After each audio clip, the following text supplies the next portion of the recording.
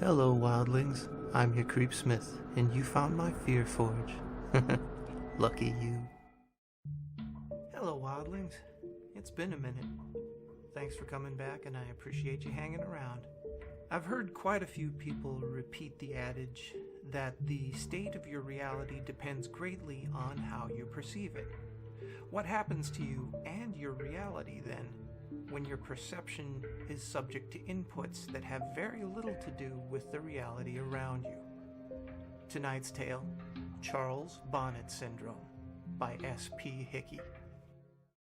I suffer from a condition called Charles Bonnet Syndrome, or visual release hallucinations, if you want to get more technical. It's a condition that's far more common than you might realize. It's estimated that as many as half of people with gradual loss of vision will experience one or more bouts of it over their lifetime. Yet I'm willing to bet that most of you have never heard of it. The reason for that is because most sufferers are scared to tell anybody what we experience. I know I was. But I'm getting ahead of myself. My name is Andrew. I'm 26 years old. 2 years ago, I woke up with awful blurred vision, every single edge and detail clouded as if somebody had smeared Vaseline on a camera lens, and it never got better. I was scared then and got over to Dr. Harper's surgery as fast as I could, suddenly needing to take the cab rather than climb in the car that I'd driven without incident ever since I'd bought it 3 years prior. The doctor did some tests and asked me some questions. Have you been much thirstier lately? How often do you urinate? How would you describe your tiredness levels? And then he gave me the diagnosis that changed my life forever. Diabetes, type 1. He explained that I would need to take insulin shots with every meal, that eating the wrong foods without monitoring my blood sugar could see me drop into a coma, or worse. Then he got to my eyes. Andrew, your diabetes has resulted in maculopathy. Do you know what that is? I shook my head dumbly, already reeling with the shock of my diagnosis, and Dr. Harper went on. It's when diabetes affects the blood vessels at the back of your eye. It blocks them and causes them to leak into the macula, the central part of your retina that helps you perceive color and fine detail. When these blood vessels leak into the macula, it can cause significant damage. With a lump in my throat, I asked, "Okay, so how do we make this better?" I couldn't see Harper's face properly when he spoke, but his tone of voice was enough to tell me what I'd been dreading. "I'm sorry, Andrew," he replied gravely. "Perhaps if we had caught this a little sooner, we might have had some treatment options available to us, but I'm afraid the damage has been pretty extensive. We can take steps to arrest the development of the condition, but I'm afraid it's irreversible." I felt as if my world had come crashing down around me. I was just 24, still at my physical peak. I was active, playing basketball and cycling a couple of times a week. And now my health, my body, and my sight had been taken from me. The first 6 months were tough. I broke up with my girlfriend, a sweet girl called Holly, who tried to make it work, but couldn't because I was so damn angry all the time. I lost my job because if there's one thing an architect needs, it's his eyes. I even fell out with a lot of my friends, making excuses to not meet them until they stopped asking. In truth, it was jealousy on my part, envy that they got to keep on living while everything I'd ever hoped for had been snatched away. I became a recluse, never leaving my apartment, barely bothering to wash, shave, or get dressed each day. I was so sure that my life was over, I stopped even trying to live it. I was an asshole. It took me a long time to realize this, but in the end, it was the nurse assigned to visit me at home, a tall, no-nonsense, experienced woman called Lois, who brought this to my attention. "You're an asshole," she said. What? I gasped, shocked at her language. So you got diabetes. Do you know how many people actually do? She asked. Then before waiting for my answer, she continued, do you think they all hide in their apartments, refusing to get on with their lives? Losing your vision is a terrible thing, and you do have my sympathy. But Andrew, it's no excuse to give up. But you don't, I argued, trying to defend myself, but she hadn't finished. Understand? She growled. One of the bravest men I know was paralyzed from the neck down when he was just a child, and he hasn't given up. You can do so much more with your life, and you have people that want to help you. But you can't even be bothered to shave that ugly fucking beard off. Stop being a crybaby and make a fucking difference. Of course, it didn't happen overnight, and I argued with her. I was furious at her blunt insensitivity and told her to leave. I said I'd tell her superiors, but she laughed and told me that I wouldn't. You won't because you're a smart guy and you've got too much pride for that, she said. I'll see you next week. That night, I shaved. I opened my curtains and actually looked around. Things were blurry, but when I really looked, I could see that the things scattered around my home, the mess that I'd let it become. When Lois came back the following week, the place was tidy. I was clean-shaven, dressed. I'd even attempted to comb my hair. She didn't say anything about it, didn't mention the argument of the week before, but she took me out for coffee down the street. She guided me along the sidewalk to the coffee shop, talking to me, reassuring me. It was daunting, even though it was less than a block away, but I felt so proud when we got there. We talked, me and Lois. I think I even laughed. Afterwards, she walked me home, then when she helped me back inside, said, "It's nice to meet you at last, Andrew." That day was the beginning of my new life. I moved to a new apartment, a ground floor place, and joined a group of other young people with visual impairments. I made friends. I got out every day, even if it was just for a short walk, but I made a point of seeing what I could of the world. I bought what I could, but the Sawyers, the old couple that ran the local store, would bring my groceries by once a week. Clarf's a gruff old coot, so he refuses to coddle me, and he's told me that he respects me for being like I am, for maintaining my independence, for not giving up. From a guy like him, that's one of the sweetest things that I've ever heard.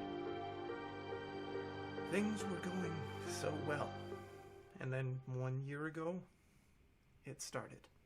I walked into my living room, a mug of coffee in my hand, and I saw a Victorian funeral carriage stood right there on my rug, complete with two huge, proud horses in full livery, adorned with long black plumes in their bridles. They stood perfectly still while the driver, a small bearded man in a period costume and a top hat, fidgeted with the reins and peered at me expectantly. Bizarrely, they were far clearer than the usual blurry shapes that I could see. I damn near pissed my pants. I dropped the cup, spilling the scalding hot coffee all over my bare feet, jumping backwards with a cry of pain and alarm. When I returned my attention to the horses and carriage back in the room, they were gone. At that moment, I wondered if I was going mad. Apparently most of us do, which is understandable. How would you feel if you'd seen that exact same sight in your home? Unless you're Jack the Ripper, I imagine many of you do not have a coach and horses just lying around. I certainly didn't. Eventually, after much quiet swearing to myself and more than a little self-delusion, I managed to convince myself that I had not seen what I thought I had seen, that it was merely a very vivid daydream. This seemed to work, and I got on with living, even if I entered that same room a little more cautiously in the days that followed. Finally, I managed to forget about it. 2 weeks later, I saw a giant, floating, swirly Or 2 weeks later, I saw a giant, floating, swirling orange ball in my bathroom. And I damn near pissed myself again. I stood staring at it, this bizarre, rotating, levitating globe that was a little larger than a beach ball, hanging midair over my tub, open-mouthed for a full 10 seconds before finally screwing my eyelids tight closed and whispering to myself, "That isn't there. It isn't there." After about 5 seconds, I opened my eyes again, and it wasn't there. Have you ever had cause to doubt your own sanity, to wonder whether what you perceive is truly there, or if your mind has betrayed you? Honestly, compared to my loss of vision, the prospect of losing my wits was so much more terrifying. I'd fought against adversity and took pride in the fact that I am not just a survivor, but somebody who is living his own life. And how could I do that if I was insane? I barely slept that night, and I remained jumpy for days afterwards. Any sign of movement or any unfamiliar shape would just set my pulse racing, would cause me to doubt whether it was truly there. It was the toughest time that I'd ever been through, worse even than the time after I was diagnosed with diabetes. At least when Dr. Harper had told me about the diabetes, I had a definitive prognosis. I was given facts by a medical professional. My affliction was physical, it had a name, and most important, it had a treatment plan. This was something else. My own mind had turned against me. My senses and perception of reality had become twisted and unreliable. It's only when you're in that position that you realize just how terrifying it is. Your senses and the way in which your brain interprets them are the only true defenses you have against danger. You perceive danger and you avoid it, preventing your body from being harmed. But what happens when you can't trust your perception to alert you to dangers that are truly there? Lois picked up the problem first. Noticing my skittish manner, she asked me what was wrong, if I needed to talk about anything, but I told her no, I was fine. I just hadn't been sleeping well. The last part was true. I hadn't been able to sleep a wink.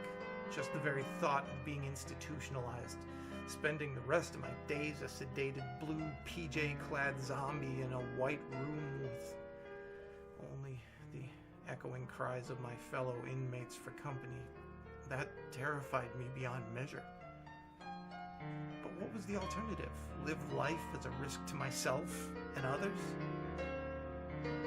Ultimately, I chose to ignore it. I reasoned that if I was able to function around other people without them realizing what was going on, that was going to be good enough. A full month passed before the next incident, and I really did think that maybe I had put this whole mess behind me. With every passing day, my confidence had grown so that Wednesday morning, I'd stepped out onto the sunny street feeling pretty carefree. Each Wednesday, I would treat myself to a latte down at Joe's, the same coffee shop that I had visited with Lois. It was a custom that gave me a great deal of pleasure, one that had seen me forge friendships with other regulars as well as the staff, including Joe himself. As I made my way down the street, white stick in hand, I glanced around me, taking in the outdoors and the shapes of the world around me. I enjoyed the feel of the sun on my face and the sounds of the birds singing. It was a good day. Then I saw them. A party of pilgrims, 6 of them, all dressed in settler-era attire, sitting cross-legged on the asphalt. They didn't look at me. Instead, they were engaged in a heated yet strangely silent conversation. I froze, staring at them. Still they argued, gesticulating furiously at one another. However, I couldn't hear their angry voices, despite the fact that, judging by their ill temperament, they must be screaming at one another. Paralyzed by the shock, the white stick fell from my numb fingers, clattering onto the sidewalk. I turned to leave, desperate to flee from the haunting sight of the colonists in the road. but I was so panicked, in such a hurry, that I stepped on my cane and it rolled underfoot, and before I knew it, I pitched over, tumbling to the hard ground below. I didn't quite break my fall in time, banging my cheek hard on the ground and skinning my palms. I heard a cry from a passerby, a friendly, concerned woman who rushed to my side. She knelt beside me, helping me up, applying a Kleenex to my throbbing cheek, which she informed me was now bleeding. I tried to tell her that I was okay, that there was nothing to worry about, but this Good Samaritan insisted on driving me to Dr. Harper's office to get my injuries looked at. Now, thinking back to it, I'm pretty sure that she knew my obvious distress was nothing to do with the fall. At that time, I was embarrassed and angry, but I now realize that I owe her a debt of gratitude. Without her intervention, I don't know how much longer this would have gone on before I cracked up and ended up in an asylum after breaking down through sheer stress. Andrew, why don't you tell me what happened? Dr. Harper asked, gently dabbing at my cheek with disinfectant. I explained that I'd just lost my balance and that no harm was done, but I think he saw through my feeble protestations to my underlying agitation. He didn't press or force the matter, he simply asked what might have caused my clumsiness. Then he asked how I'd been of late. When I finished mumbling my way through the most non-committal answer I could muster, he placed a gentle, reassuring hand on my shoulder. Andrew, he repeated gently, why don't you tell me what happened? I burst into tears. I told him how scared I was, how I had fought so hard for my independence, and now I knew that it would be taken away from me. He listened patiently, and then asked me to tell him why I ever thought that. I paused then, took a deep breath, and really thought about it. This was the point of no return, but really, what other option did I have? So, with tears running down my cheeks, I told Dr. Harper everything. I told him about the horse and carriage, the orange globe, and the pilgrims. I told him how I'd been living each day in fear, how I was terrified that I was losing my mind. Dr. Harper thought for a few minutes, and then he said, Andrew, I don't think you're losing your mind. The sense of relief at that moment was so powerful that it overwhelmed me and rendered me speechless. You say that even though you've seen these things, you've never heard any noise from any of them. Have you detected any odors or experienced any other physical sensations, such as touching them? I shook my head no, and he patted my shoulder once again. Andrew, have you ever heard of Charles Bonnet syndrome? He asked. Charles Bonnet? Who? I asked, confused by this sudden unexpected turn of conversation. Okay, let me explain, Dr. Harper said kindly. Charles Bonnet was a Swiss naturalist who was born in the 1700s. He discovered a curious condition in his elderly grandfather, who was nearly completely blind due to cataracts. The old man regularly experienced visual hallucinations, including random patterns and even people and places. Sound familiar? Yes, I replied, still confused. Am I suffering from dementia? No, Andrew, not at all. Dr. Harper reassured me. Do you know how your perception works? In layman's terms, your eyes take in light via the iris and the pupil, which is then processed via the retina and translated into electrical signals, which are decoded by the brain, which simply organizes these signals into a recognizable image. With me so far? I nodded, finally starting to understand. When the retina becomes damaged, such as those that have undergone macular degeneration, those signals become warped and jumbled, Dr. Harper went on.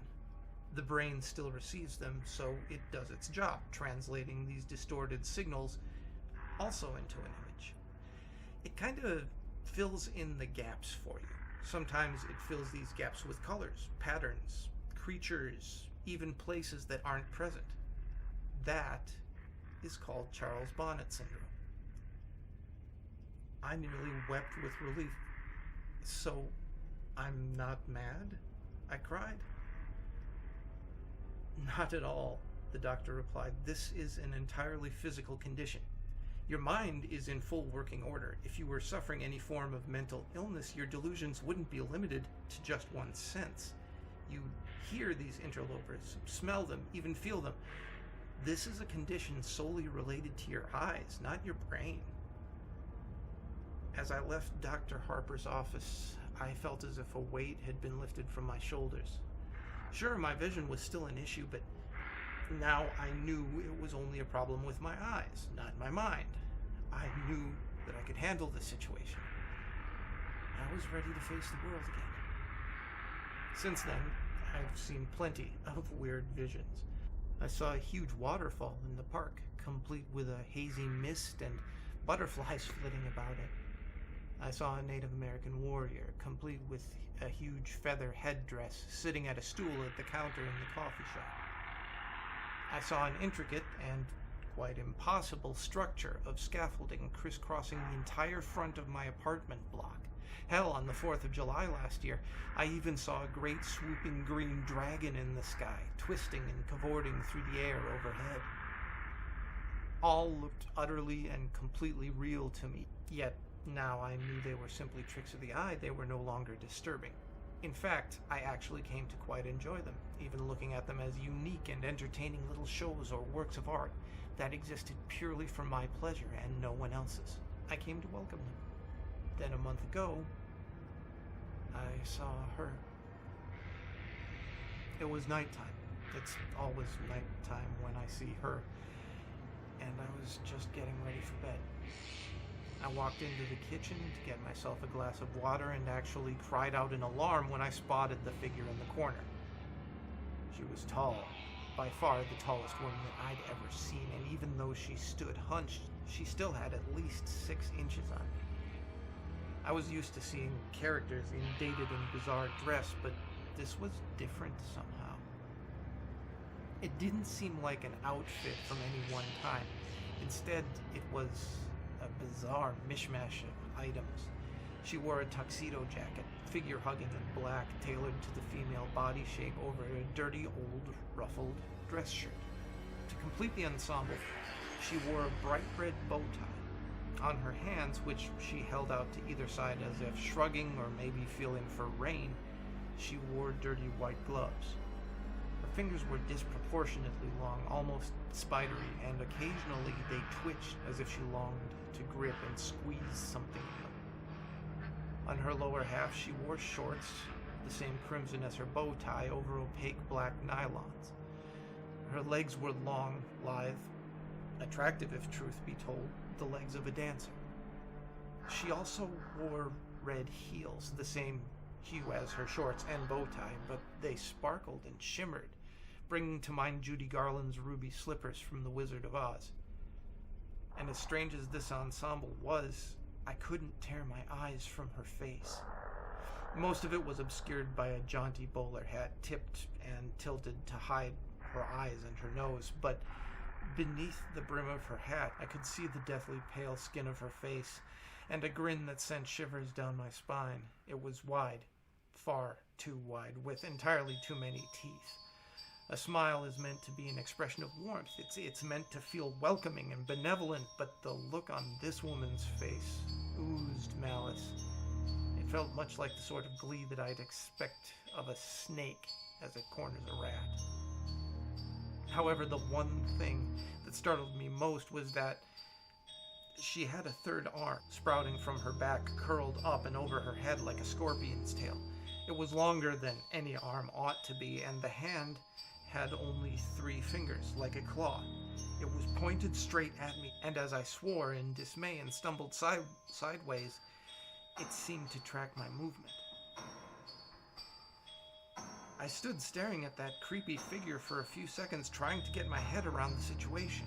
She just stood there in the corner, grinning back at me, And finally, I realized that this was just another of my hallucinations, and breathed an audible sigh of relief.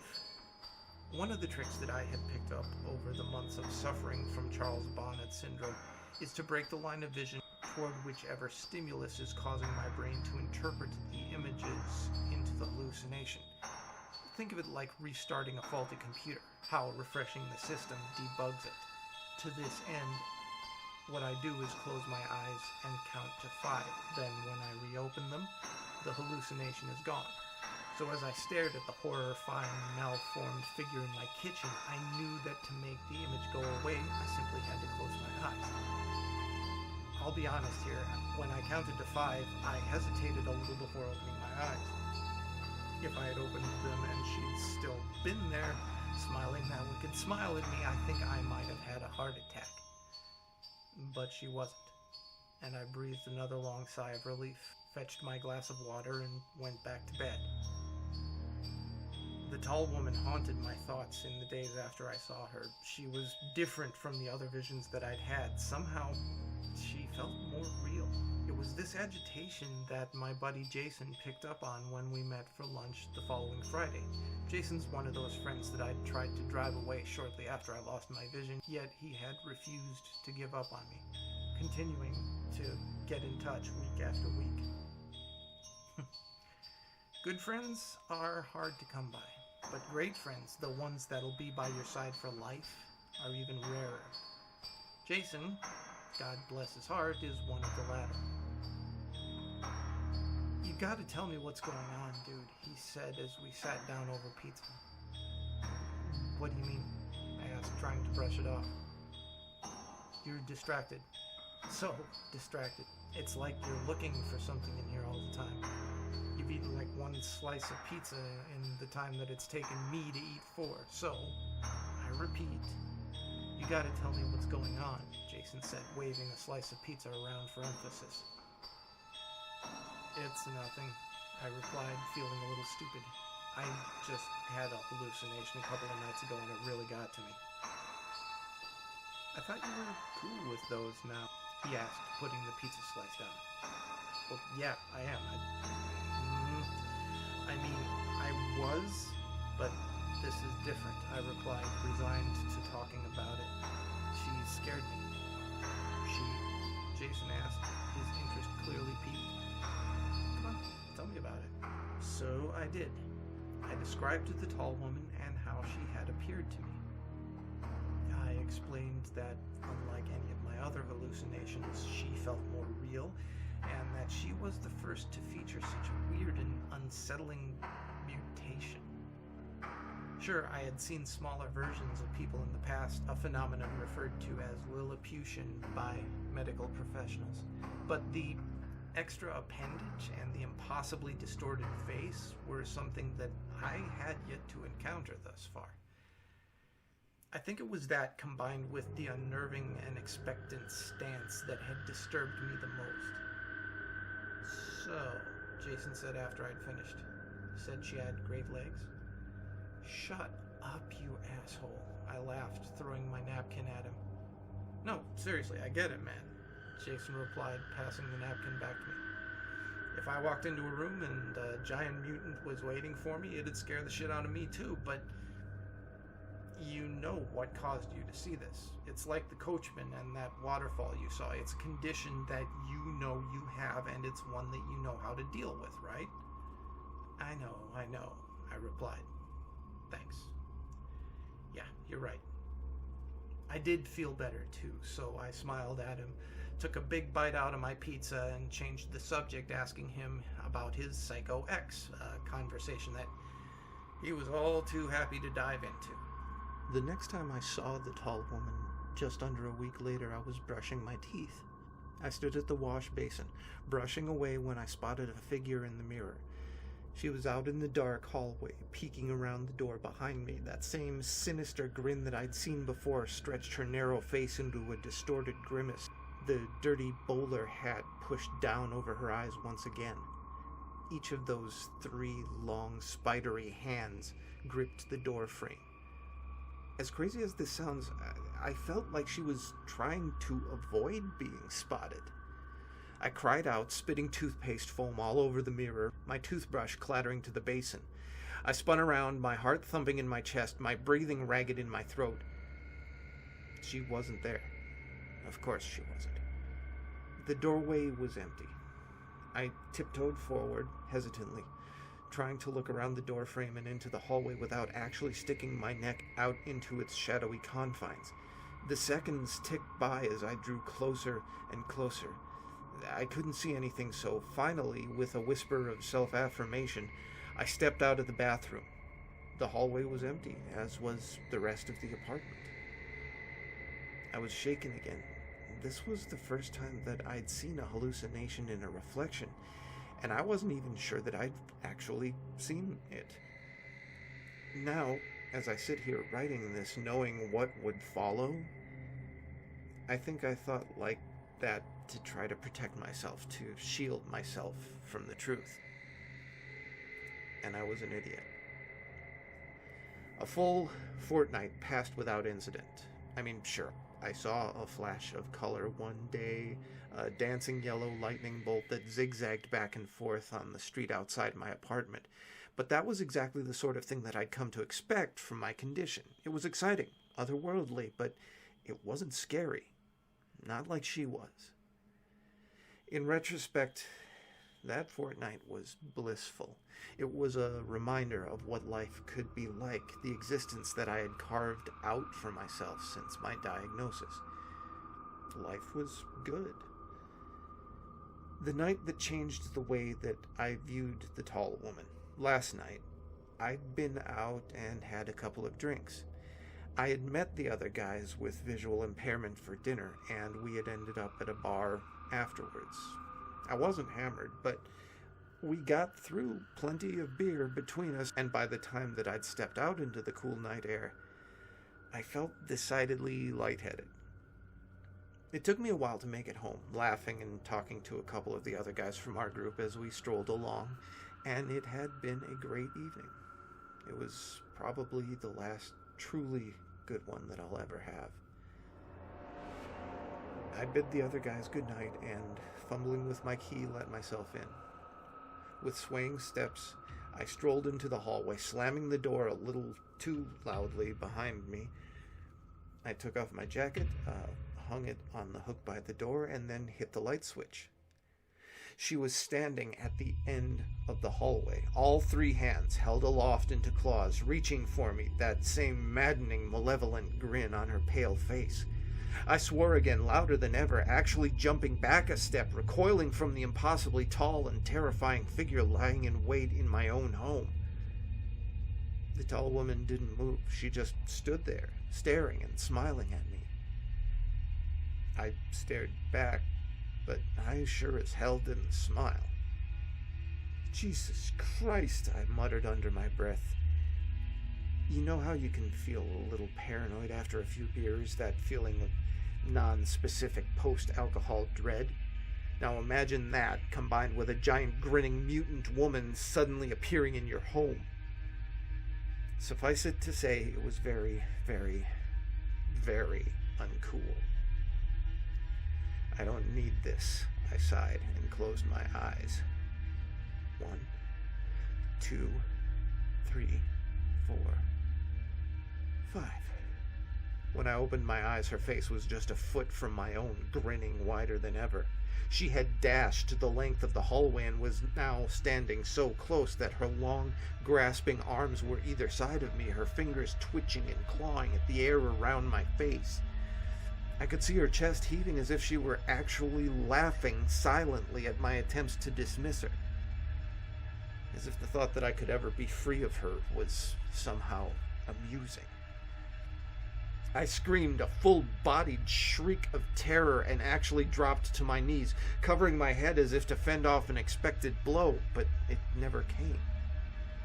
Finally, I lowered my hands, gasping for breath, shaking. The hallway was empty. The tall woman was nowhere to be seen. I stayed there on my knees for a moment, just gasping for breath. Then I was on my feet, and I turned and ran out of the apartment, out of the building, and into the street. I stood there shivering, terrified, beyond reason, without a clue as to what I'd do next. And finally, I pulled my phone from my pocket and I made a phone call. "Hey, Andy, what's up?" Jason asked. "Jason, I need you to come here," I said, sobbing. Jason didn't ask why, didn't complain. Instead, he simply replied, "I'm on my way." Less than 20 minutes later, his car pulled up outside, and he dashed over to the steps outside my building where I was waiting, shivering. He threw his jacket around my shoulders and asked what had happened, his voice filled with concern.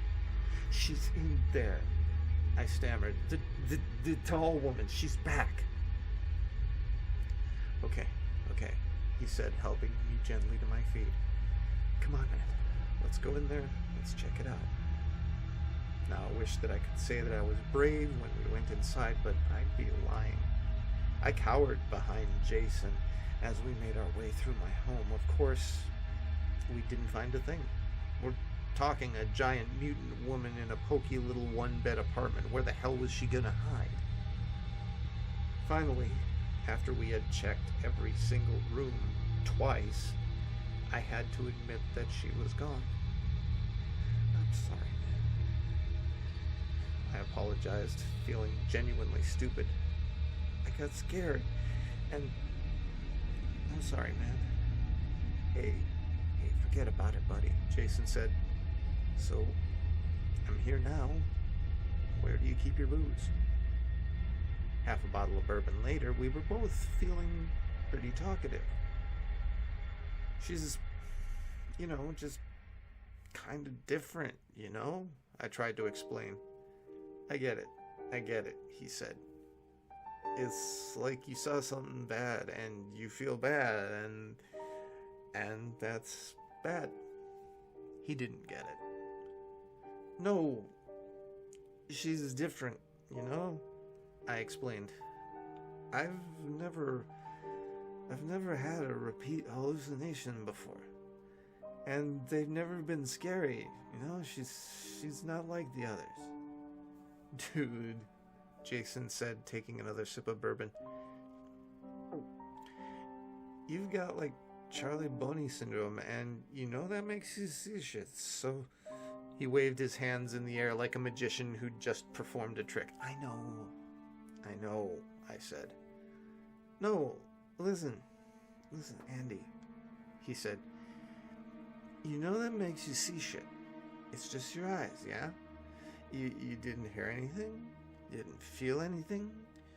This is how the stuff goes. It's your eyes. And is scary, man. But you've been through like hell and high water in your life so far. You're tough. You're one of the toughest, bravest guys I know, and you can handle some creepy hallucination, bitch." I laughed. I couldn't help it. She is a very creepy hallucination bitch, though, dude. He laughed too, and we both took a drink. That could help, he said finally, his voice thoughtful. "What? Drinking?" I asked. "No, well, yeah, it kind of does." He giggled. "I mean, like, demystifying her. You should give her a name. Something stupid, something silly, so she's not scary." I gotta say that as much as I like creepy hallucination bitch, that's a bit of a mouthful, I laughed. "Yeah, yeah, I get that," he replied. Suddenly something that he had said came back to me. "How about Helen Highwater?" "Awesome," he said, then he raised his glass. "Here's to Helen, buddy." "To Helen," I smiled and drained my glass. Jason spent the night on my sofa, mainly because he had had too much to drink to even think about getting behind the wheel of the vehicle. But honestly, I think the reason that he drank so much was so that he'd have an excuse to stay and keep an eye on me. I'm glad that he did. Knowing that he was there made me feel safer, and I was finally able to get some sleep. It gave me a sense of security to know that if the strange vision that I had just christened Helen was to appear again, I'd be able to call on him for support. This morning, we both needed support. It feels like a mule kicked me in the head. He groaned when I made my way into the living room. Yup, I replied, my own head thumping. Joe's? Joe's, he replied firmly and staggered to his feet. As we drank strong black coffee and ate muffins, we didn't talk much. Finally, Jason broke the silence. So, you feel cool now? He asked, his mouth still full of blueberry muffin. I nodded. Yeah, I think so. Not still freaked out about you-know-who, he asked. Helen? I replied with a smile. No, I really don't think I am. I reckon I can handle some creepy hallucination, bitch. Good. He laughed, giving me a hearty pat on the back. That's cool, man. I bet you can. Now, as I sit here, cowering in my bathroom, too scared to go out into my apartment, I know we were both wrong. About everything. Remember how I earlier told you the thought of being institutionalized, that the very idea of losing my grasp on reality was the most terrifying thing that I could imagine? Now, I'd almost welcome that, because the alternative is far, far worse. After breakfast, I said goodbye to Jason, and he climbed into his car and drove away. The day passed without incident, and when Lois stopped by this afternoon, she even commented on how upbeat I seemed. You got a lady in your life? She asked casually. I laughed at that, wondering what she'd think if she knew the truth. Yeah, I chuckled. Something like that. Good for you, she sniffed. You make sure you treat her right. That tickled me even more, and I had to bite my lip. Sure, I'll do my best, I replied. Tonight, still a little wiped from the exertions of the previous evening, I decided to turn in early. I brushed my teeth, washed my hands and face, and got changed. Finally, I fetched a glass of water and walked into my bedroom. I climbed into bed and instantly felt so relaxed. Within mere seconds, I was ready for sleep, that sudden overwhelming drowsiness that comes when you've spent a whole day keeping sleep at bay. I decided that resistance was futile and sat up to switch off the light. I nearly didn't see her, but as I reached for the switch, I caught a glimpse of something out of the corner of my eye. My heart leaped into my throat as I turned to the foot of my bed. The tall woman was crouching there, her grinning face staring at me from just beyond my feet. So many teeth. Her long, slender fingers spread out over my blankets, twitching slightly as she gripped the end of my bed. And slowly, excruciatingly so, her third misshapen arm came down into view over her shoulder, joining her other hands on my bedding. I froze, utterly petrified. I was at a crossroads here, arriving at a pivotal moment that had been coming for some time. But this time, I had had enough. You don't scare me anymore, I said, my voice filled with defiance and anger. I am not letting you do this to me. I reached across to the light switch. Good night, Helen, I said triumphantly, and then flicked it, plunging the room into darkness. I laid there, a sense of tremendous pride surging through me, and I grinned to myself in my warm, comfortable bed, overjoyed at the emotional victory of overcoming my own fear. And then it happened. The thing that led me here, something that turned my blood to ice water and my bowels to jelly. Good night, Andrew. Her rasping voice hissed from the darkness.